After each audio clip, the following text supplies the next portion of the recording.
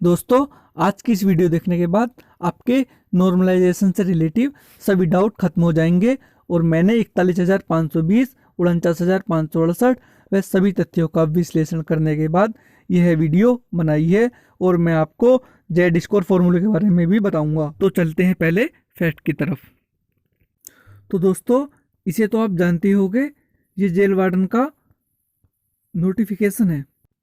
तो दोस्तों देख सकते हैं आप, इसमें लिखा है लिखित परीक्षा एक से अधिक पालियों में अथवा एक से अधिक दिनांकों को विभिन्न पालियों में विभिन्न प्रश्न पत्रों के साथ संचालित कराए जाने की दशा में ऐसी परीक्षाओं में सम्मिलित होने वाले अभ्यर्थियों द्वारा प्राप्त अंकों के प्रसामान्यकरण की प्रक्रिया आवश्यकता अनुसार अपनाई जाएगी। मतलब ये मैंने आपको क्यों पढ़वाया है, क्योंकि इन्होंने कोई फॉर्मूला नहीं दे रखा। जैसे एसएससी वालों ने एक फॉर्मूला दे रखा है, उनकी वेबसाइट पर है, और ऐसी रेलवे वालों ने एक फॉर्मूला दे रखा है, उनकी वेबसाइट पर है कि इस फॉर्मूले के तहत ऐसे हम नॉर्मलाइजेशन निकालते हैं। तो इन्होंने कोई फॉर्मूला नहीं दे रखा। पर जेड स्कोर फॉर्मूला एक ऐसा है जो ये यूपी पुलिस लगाती है। और दूसरा पॉइंट आप देख लीजिए, जो इन्होंने नोटिफिकेशन में दे रखा है, इन्होंने दे रखा है यदि कोई प्रश्न अथवा उसका उत्तर, ये एफएम से रिलेटिव है दोस्तों, ये देख सकते हैं। कुछ मुझसे पूछ रहे थे कि सर हर किसी को एफएम मिलेगा क्या, सिर्फ इंडिविजुअल को मिलेगा जो आपत्ति डालता है? तो ऐसा कुछ नहीं है, सभी को मिलता है। आप देख सकते हैं, यदि कोई प्रश्न अथवा उसका उत्तर विकल्प त्रुटिपूर्ण पाया जाता है तो परीक्षा में सम्मिलित सभी अभ्यर्थियों को उसके पूरे अंक प्रदान किए जाएंगे। लिखित परीक्षा के लिए विस्तृत प्रक्रिया का अवधारणा बोर्ड द्वारा किया जाएगा और इसे यथासमय अपनी वेबसाइट पर प्रदर्शित किया जाएगा।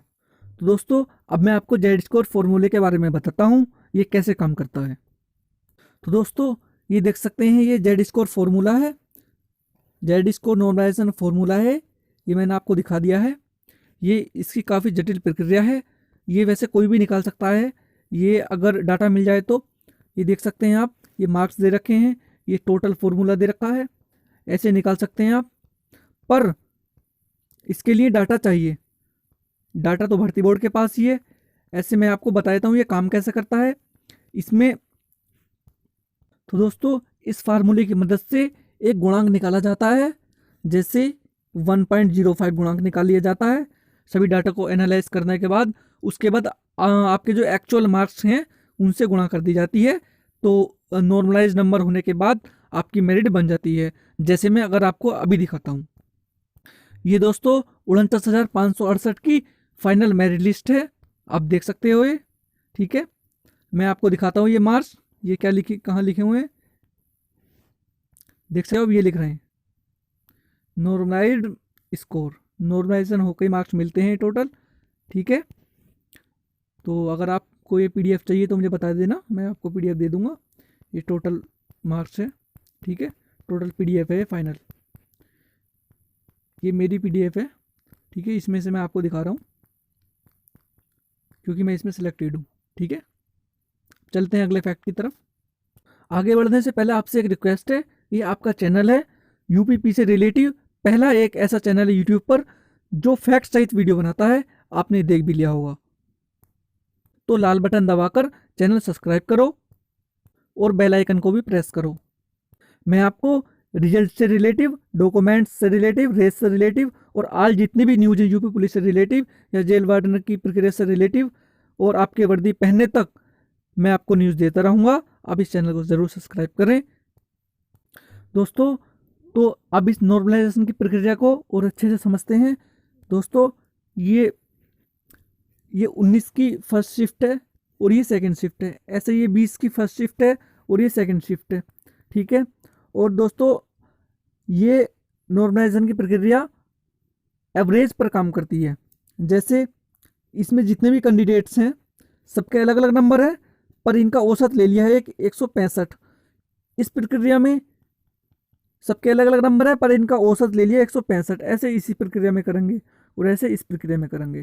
दोस्तों, प्रत्येक शिफ्ट का औसत यह बताता है कि वो शिफ्ट कितनी हार्ड थी और कितनी इजी थी, ऐसा ही भर्ती बोर्ड मानता है। जैसे मान लो ये 20 की सेकंड शिफ्ट है, इसका एवरेज स्कोर आया 155 300 में से, तो इसे हार्ड शिफ्ट मान लिया। जैसे 19 की फर्स्ट शिफ्ट है ये, इसका एवरेज स्कोर आया 165, तो इसे इजी शिफ्ट मान लिया जाता है। इनका ही और दोस्तों फॉर्मूले की मदद से इसकी एक मेरिट लगा दी जाती है। जैसे 159 मेरिट लगा दी इन्होंने, ठीक है। तो दोस्तों इस मेरिट के अनुसार जो 20 की सेकंड शिफ्ट है इसे नॉर्मलाइजेशन ज़्यादा मिलना चाहिए, ठीक है, और 19 की फर्स्ट शिफ्ट को कम मिलना चाहिए। पर दोस्तों यूपी पुलिस का इतिहास ऐसा कहता है, 41,520 में भी देख लेना आप, 49,568 में भी, जो पहली शिफ्ट है, जैसे 19 की पहली शिफ्ट है इसे सबसे ज़्यादा नॉर्मलाइजेशन मिलता है, और 20 की पहली शिफ्ट है इन्हें सबसे ज़्यादा नॉर्मलाइजेशन मिलता है। इसका सबसे बड़ा फर्क जो पड़ता है सीरियस कैंडिडेट पे पड़ता है, उसका नुकसान होता है। मैं बताऊंगा कैसे होता है।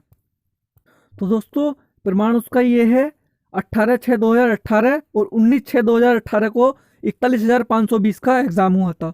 तो दोस्तों 18 की पहली शिफ्ट और 19 की पहली शिफ्ट के एग्ज़ाम ये तो रद्द नहीं हुए थे,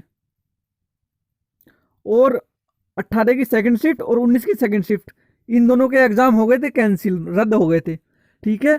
तो रद्द होने के बाद 25/10/2018 और 26/10/2018 को इनके एग्ज़ाम हुए।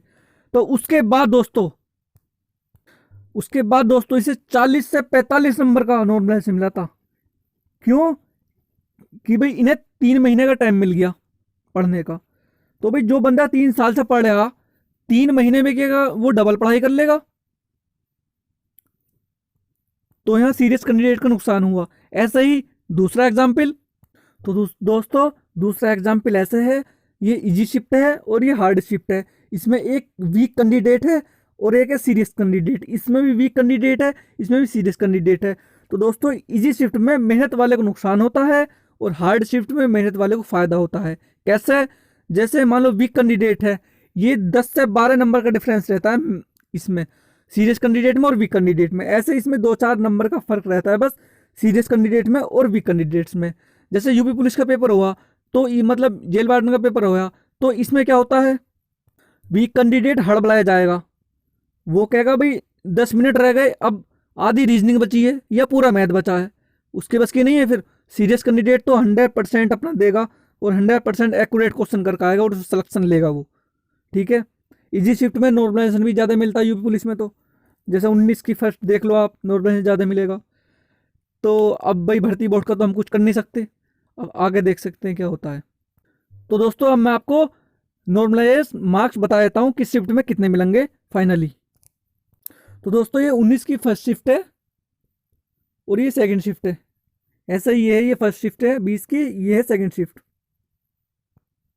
तो दोस्तों वैसे तो एग्जामिनर सभी शिफ्ट को बराबर करने की सोचता है, सभी शिफ्ट में पेपर एक समान बनाने की कोशिश करता है, फिर भी कुछ ना कुछ डिफरेंस रह जाता है। जैसे 19 की फर्स्ट शिफ्ट में जो जीके था वो इजी था, कंपेयर टू 20 की सेकंड शिफ्ट में कुछ जीके हार्ड था उसमें, और 19 की सेकंड शिफ्ट में मॉडरेट था और 20 की फर्स्ट शिफ्ट में थोड़ा सा हार्ड था। जैसे एग्जामिनर ने किया, हिंदी में पहले दिन साहित्य अकादमी और ज्ञानपीठ पुरस्कार से क्वेश्चन आए, तो सारे शिफ्टों में क्वेश्चन आए, इस शिफ्ट में भी, इसमें भी और इसमें भी, ठीक है। ऐसे ही जीके में मानवाधिकार से क्वेश्चन आया, तो दूसरी शिफ्ट में भी और 20 की पहली में भी, मतलब चारों शिफ्टों में मानवाधिकार से क्वेश्चन आया। ये आपने भी देखा होगा, पेपर पढ़ा होगा। और रीजनिंग में डाइस के क्वेश्चन आए थे, लैंग्वेज बेस्ड, फिगर बेस्ड नहीं थी, तो ये चारों में ही आए थे। और मैथ की अगर मैं बात बताऊं आपको, तो मैथ मतलब क्वेश्चन तो हो रहे थे मैथ के, पर थोड़ा सा उसकी लैंग्वेज घुमा के दे दी थी, ठीक है। के बाद अब जो है ये 19 की जो फर्स्ट शिफ्ट है ये थोड़ी इजी मान सकते हैं कंपेयर टू 20 की सेकंड शिफ्ट के, ये कुछ थोड़ी हार्ड है, ठीक है। और बाकी जो ये शिफ्ट हैं ये कुछ थोड़ी मॉडरेट लेवल की हैं, बहरहाल इतनी हार्ड भी नहीं है। तो अब इनके मार्क्स बता देता हूँ मैं आपको। तो दोस्तों अब इतने तथ्य जानने के बाद आप ही बता दो कि नॉर्मलाइजेशन कितना कितना किस शिफ्ट को मिलेगा, ठीक है। फिर भी मैं बता देता हूँ, ठीक है। ये पहली शिफ्ट जो है कुछ इजी है कंपेयर टू 20 की दूसरी शिफ्ट के, बाकी कुछ थोड़ी सी मॉडरेट है, ठीक है। तो इसे तो 12 से 15 नंबर का नॉर्मलाइजेशन मिलना चाहिए। क्यों? क्योंकि पहली शिफ्ट है, यूपी पुलिस का तो इतिहास ही ऐसा रहा है। और दूसरी शिफ्ट को भी मिलना चाहिए 10 से 12 नंबर का, इसे 9 से 10 नंबर का मिलना चाहिए, और इसे मिलना चाहिए 17 से 20 नंबर का नॉर्मलाइजेशन। दोस्तों एक आध नंबर का अंतर हो सकता है। दोस्तों अगर आपने यहाँ तक वीडियो देखी है तो आपका तहे दिल से शुक्रिया अदा। आप इस अपने चैनल को सब्सक्राइब करो, वीडियो लाइक करो, और कमेंट्स करके ये बताओ कि अगली वीडियो किस टॉपिक पर बनाऊँ। Thank you very much, best of luck.